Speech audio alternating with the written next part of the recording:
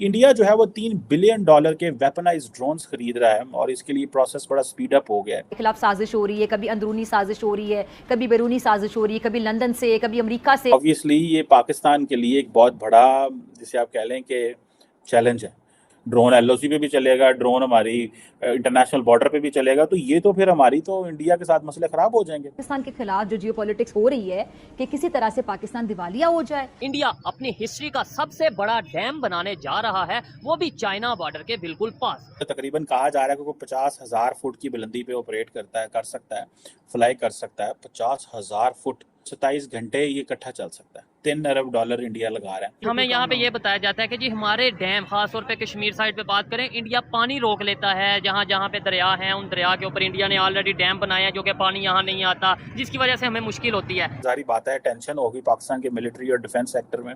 सो मुझे ऐसे लगता है 100% पाकिस्तान के लिए, 100% ये पाकिस्तान के लिए है। जबकि हमें अक्सर सुनने में ये आता है कि एक ऐसा कंट्री जो कि मुख्तलिफ डिफरेंट एरियाज में 200 यूनिट तक बिजली को फ्री प्रोवाइड कर रहा है, उसे डैम बनाने की क्या जरूरत पड़ी। अब क्वेश्चन ये आ गया कि भाई हम पूछ ही नहीं सकते क्योंकि इंडिया और अमेरिका इतना, they have a very strategic comprehensive partnership. Pakistan की अगर बात करें, पाकिस्तान में एनर्जी क्राइसिस देखने को मिलते हैं। 8 बजे 10 बजे तमाम मार्केट बंद करवा दी जाती है ताकि बिजली कम यूज हो। हम डैम के ऊपर वर्क क्यों नहीं कर रहे। इंडिया की और अमेरिका की जो डिफेंस पार्टनरशिप है वो तो बड़े नेक्स्ट लेवल पे जा रही है। क्या पाकिस्तान को भी ऐसा करना चाहिए? एक्सपोर्ट तो दूर की बात, हम अपने यहाँ पर ही एनर्जी क्राइसिस को कम कर सके। भारत और अमेरिका एक ऐसी डील साइन करने जा रहे हैं जिसे सुन पाकिस्तानी मीडिया के पसीने छूट रहे हैं।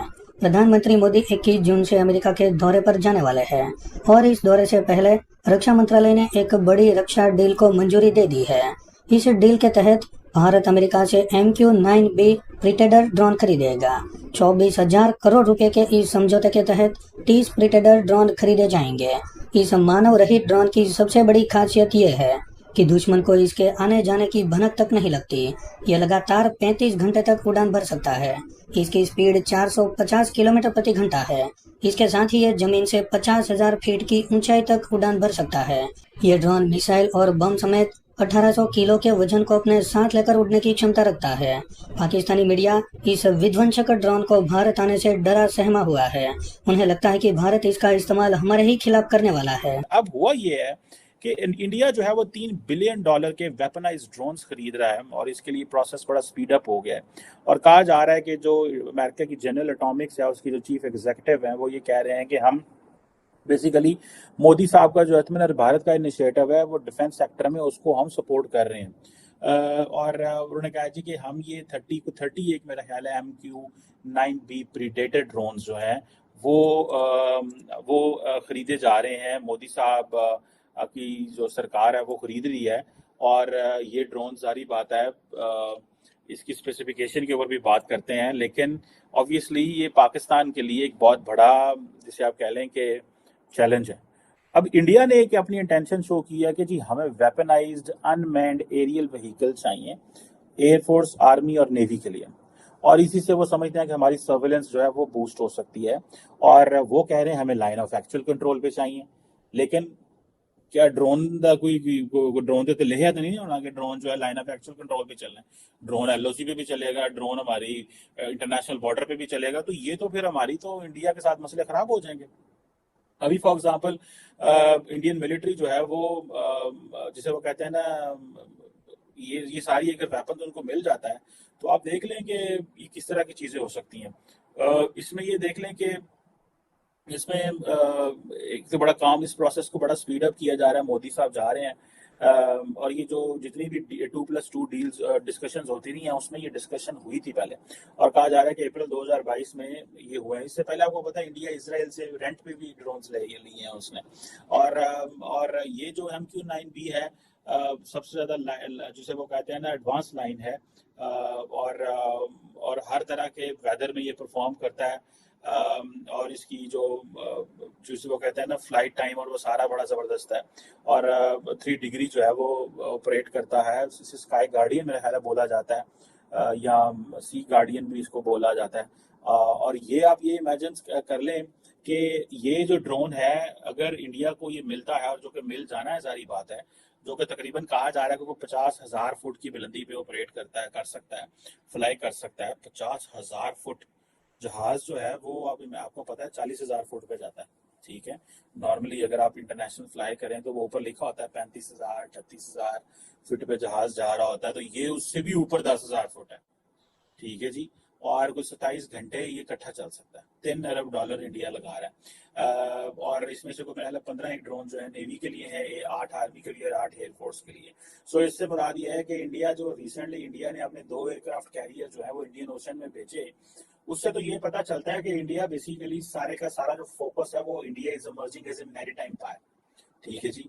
और ये मैं आपको बात बताऊं, ये जो 22 जून का मोदी साहब का दौरा हो रहा है उसमें ये होगा। पाकिस्तान इस हवाले से एक है, हमें जारी बात है, टेंशन होगी पाकिस्तान के मिलिट्री और डिफेंस सेक्टर में कि भाई वे डू वी स्टैंड।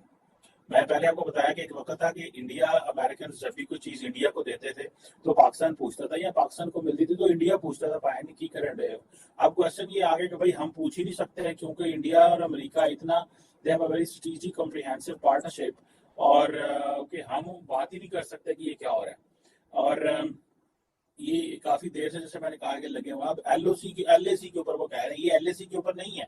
मुझे तो कोई पाकिस्तान की हुकूमत की तरफ से और मिलिट्री की तरफ से कोई स्टेटमेंट नहीं मिलती, स्वाय इसके कि पाकिस्तान के जो chairman joint chief of staff general Mirza, वो रिसेंटली सिंगापुर थे ला शंग्रीला डायलॉग के ऊपर, उन्होंने एक बात की, उन्होंने कहा कि भाईजान ये जो चीज है ना कि जिसे बोलते हैं आपके ये जो आप सपोर्ट कर रहे हैं एक मुल्क को, that is going to create जिसे कहते हैं ना सिक्योरिटी डायलेमा, और ये इस तरह की चीज जो है वो करेंगे। सो ये एक चीज मुझे समझ आ रही है कि ये सिक्योरिटी डायलेमा है और पाकिस्तान के लिए बड़े सीरियस इसके हवाले से कॉम्प्लिकेशंस आ सकते हैं।